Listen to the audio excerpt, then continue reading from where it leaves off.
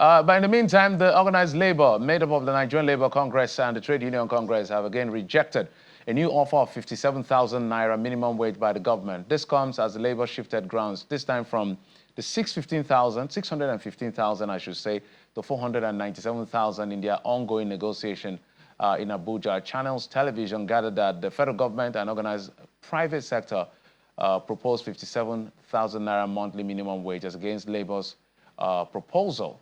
And that's the conversation we're having next. We're being joined on the program, this time by a member of the TUC, who will be exploring this conversation even further. So let's, okay. I just wanted to be sure of this. Okay, is the General Secretary of the TUC, Mr. Toro. Mr. Toro, thank you so much for coming on the program. Thank you for having me once again. It appears that every other day we may be having this conversation. My colleague said that what we're seeing, more like a ping pong between the government and Labour. Labour is on the high end and government is coming from the bottom, more like Nigerian mothers way of pricing goods, according to my colleague. So now it has gotten even higher, but why is Labour still standing in the hundreds of thousands when the federal government said we don't have money, we can do tens of thousands? Well, you see, that's the beauty of negotiation. It's a product of give and take.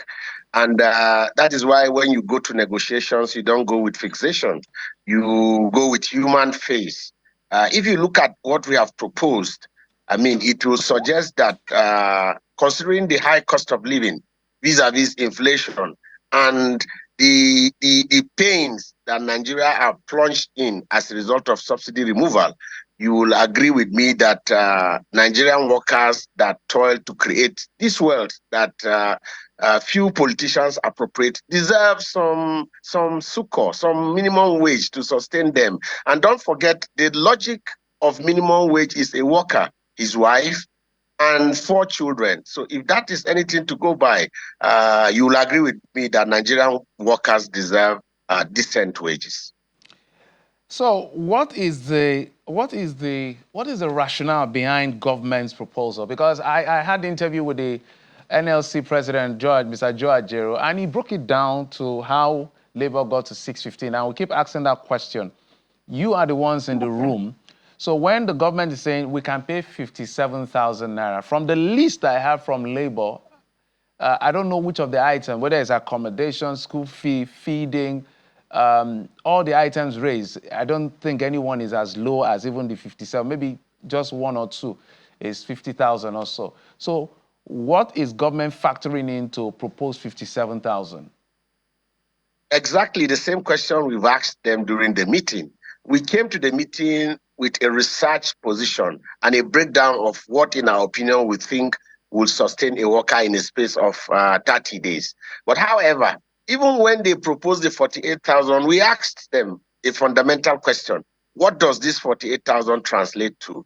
I was discussing with a friend, and he confirmed to me that his dog feed, Bingo, is sold at 49,500. Are they reducing the status of the worker to that of a dog? And check the houses of these political elites.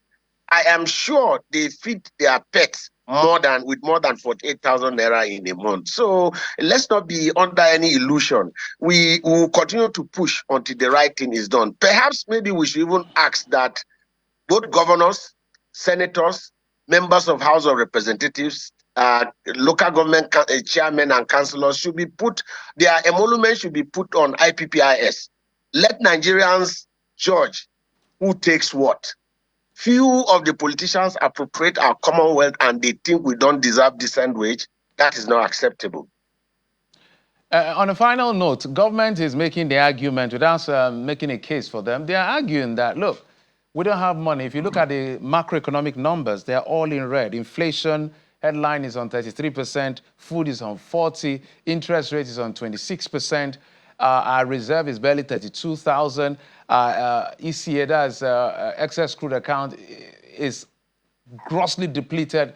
So everywhere you turn, the only way we get money now is from removal of subsidy, and we're seeing the numbers in trillion, but they are saying it's not enough to be able to measure up because the 30,000 that is being paid before. Some states cannot afford it. What would Labour say? Well, it's laughable. You can see it's laughable because only recently, I think last week to be precise, about 1.6 trillion was shared among the state governors. What are they doing with it? We believe strongly that if there's a will, there will always be a way. Government must consciously reduce wasteful spending. They spend humongous sum on frivolous spending, which is nothing to write home about. So they need to rethink even governance. They need to rethink the way they spend people's resources. If that is done, we believe strongly that there will be enormous resources to pay workers decent wage. We talk about eliminating corruption. You cannot eliminate corruption if you don't pay decent wages, because until a worker is satisfied, until he can take basic needs, he can take care of basic need. Otherwise, what will be on the worker's mind will be, how do I pay school fees? How do I get to work? How do I feed? And from that standpoint, you agree with me that a worker might be tempted. So you cannot fight corruption if you don't pay decent wages. Mr. Nuhu Toro is the General Secretary of the Trade Union Congress. Thank you so much. I wish Labour... is the negotiation continuing today, by the way?